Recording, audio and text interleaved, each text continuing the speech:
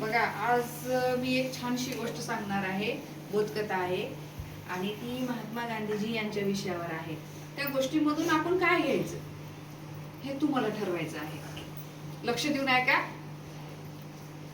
आणि ही गोष्ट सांगण्यासाठी का मला असं जाणवलं की बाबा तुम्ही पाडेपाठ करत नाहीत, म्हणून मला ही गोष्ट तुम्हाला सांगावीशी वाटते. बघा, झालं असं की महात्मा गांधी यांनी रोज एक संस्कृत मधला सुविचार पाठ करायचे.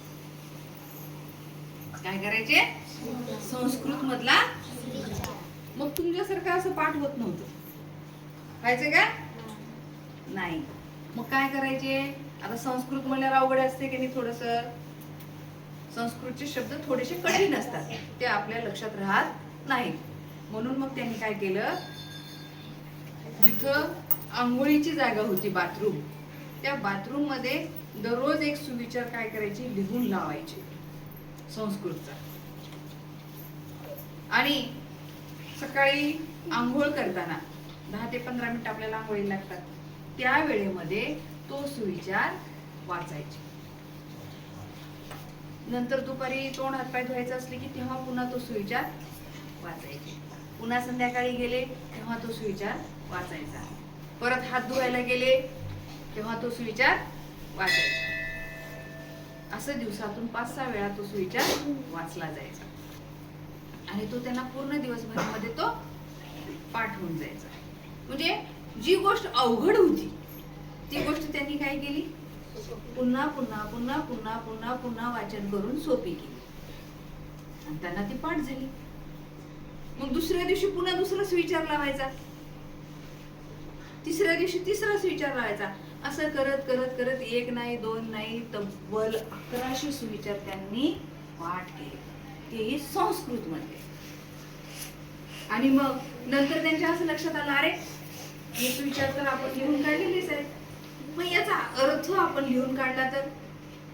आणि मग त्या दिवसापासून महात्मा गांधी यांनी काय केलं, त्या सुविचाराचा अर्थ लिहिला, जो संस्कृत मध्ये होता त्याचा अर्थ खाली लिहिला. आणि ते खरंच खूप छान असे सुविचार आहेत. मग किती सुविचार पाठ झाले तुम्ही सांगा? 1100 सुविचार पाठ झाले आणि 1100 सुविचाराचा 1100 अर्थ लिहून झाला. म्हणजे 11 दोन्ही 2200. 2200 म्हणजे एक गोष्ट आपल्याला जी साध्य होत नव्हती ती महात्मा गांधीजींनी किती वेळा केली? 2200 वेळा केली. ती एक गोष्ट करण्यासाठी त्यांना दिवसातून किती वेळा करावं लागायची?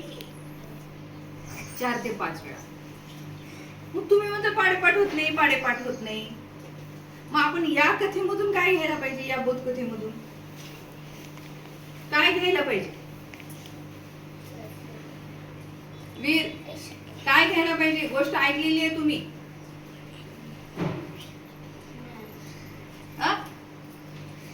काय घ्यायला पाहिजे?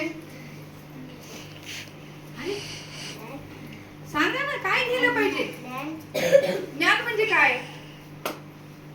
एखादी गोष्ट जर आपल्याला शक्य होत नसेल तर ती पुन्हा पुन्हा पुन्हा पुन्हा करणे, त्या गोष्टीचा सराव करणे, त्याला म्हणायचं सराव. सराव म्हणजे काय? एखादी गोष्ट पुन्हा पुन्हा करणे. अभ्यास म्हणजे सराव आणि सराव म्हणजे एखादी गोष्ट पुन्हा पुन्हा करणे. ती गोष्ट केल्यामुळे आपल्याला काय होतं, अशक्य असणाऱ्या गोष्टी सुद्धा आपल्याला शक्य होतात. मग आता मला सांगा, तुम्ही सर्वांनी जर ठरवलं की मी माझा पाढा, आज माझा हात भरला तरी हरकत नाही, मी हातावर लिहून घेणार आणि दिवसभरामध्ये पाठ करणार, होईल का नाही? बोला लवकर, होईल का नाही?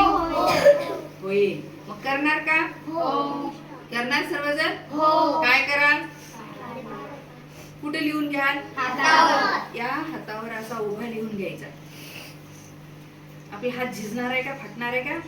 नाही फाटणार. खराब झाला तर होऊ द्या आणि उद्या तो साबण लावलं की निघून जाईल, पण तो दिवसभर तुमच्या हातावर राहील. आणि हातावर राहिलेला पाढा तुम्ही नेहमी नेहमी नेहमी जर सराव केला तर तो तुम्हाला पाठ होईल.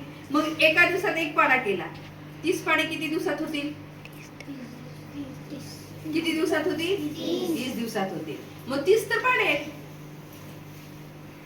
समजली गोष्ट? अर्थ काय घेतला त्याच्यापासून?